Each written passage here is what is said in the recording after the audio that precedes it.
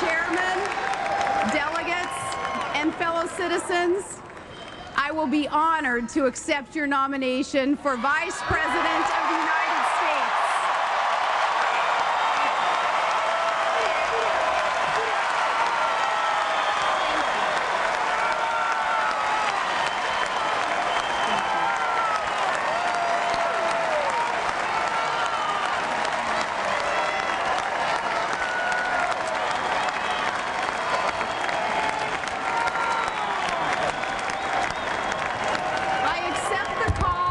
Our nominee for president to serve and defend America, and I accept the challenge of a tough fight in this election against confident opponents at a crucial hour for our country.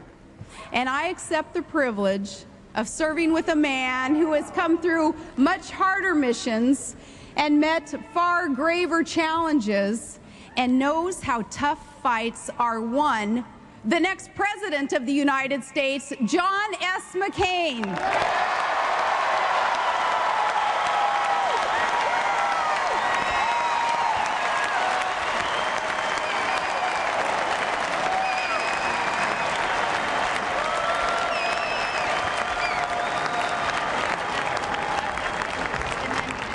It was just a year ago when all the experts in Washington counted out our nominee, because he refused to hedge his commitment to the security of the country he loves.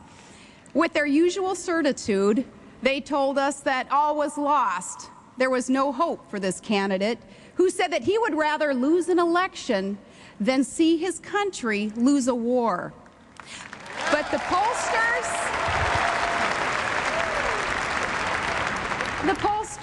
and the pundits, they overlooked just one thing when they wrote him off. They overlooked the caliber of the man himself, the determination and resolve and the sheer guts of Senator John McCain.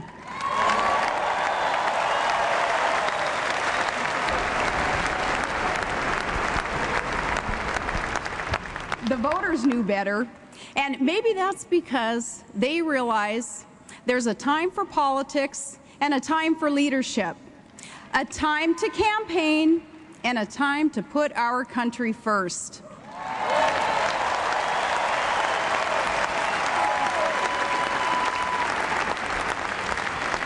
Our nominee for president is a true profile in courage, and people like that are hard to come by.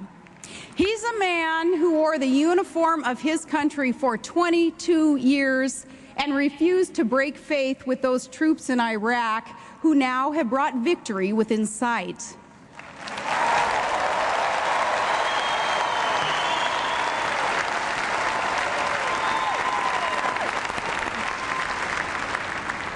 And as the mother of one of those troops, that is exactly the kind of man I want as Commander-in-Chief.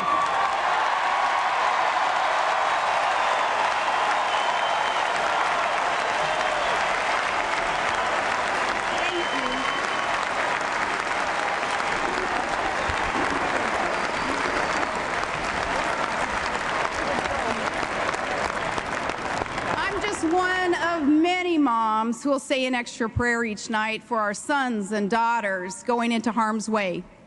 Our son Track is 19, and 1 week from tomorrow, September 11th, he'll deploy to Iraq with the Army infantry in the service of his country. My nephew Casey also enlisted and serves on a carrier in the Persian Gulf. My family is so proud of both of them and of all the fine men and women serving the country in uniform.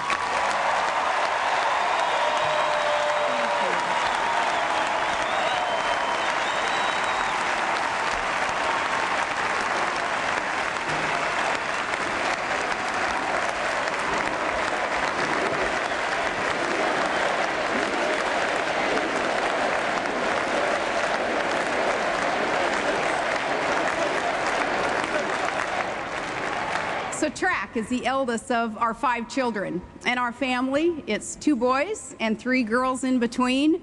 My strong and kind-hearted daughters, Bristol and Willow and Piper.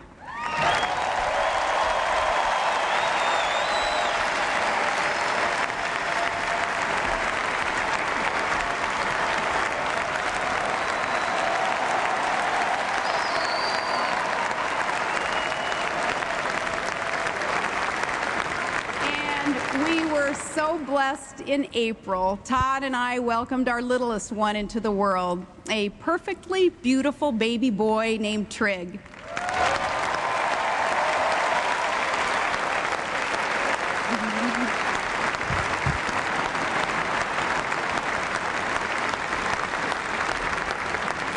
You know, from the inside, no family ever seems typical, and that's how it is with us. Our family has the same ups and downs as any other, the same challenges and the same joys. Sometimes even the greatest joys bring challenge. And children with special needs inspire a very, very special love. To the families of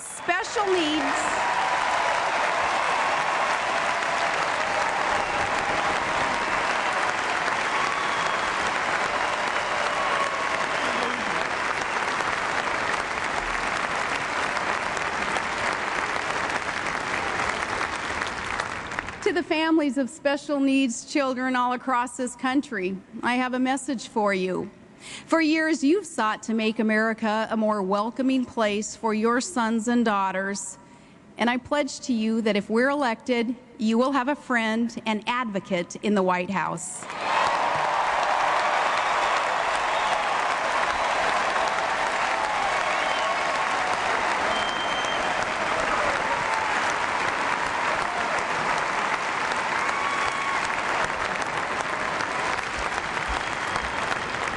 And Todd is a story all by himself. He's a lifelong commercial fisherman and a production operator in the oil fields of Alaska's North Slope, and a proud member of the United Steelworkers Union. And Todd is a world champion snow machine racer.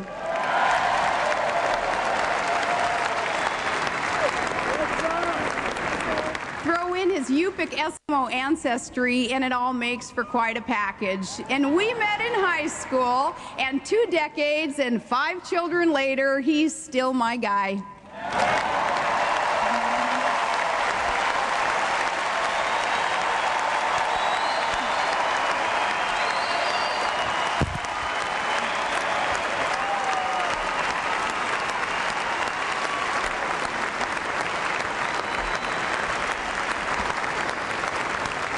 My mom and dad both worked at the elementary school in our small town, and among the many things I owe them is a simple lesson that I've learned, that this is America, and every woman can walk through every door of opportunity, and my parents are here tonight.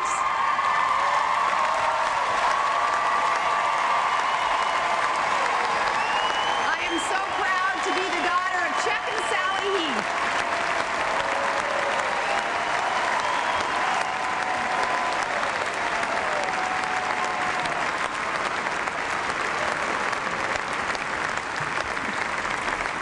Long ago, a young farmer and a haberdasher from Missouri, he followed an unlikely path.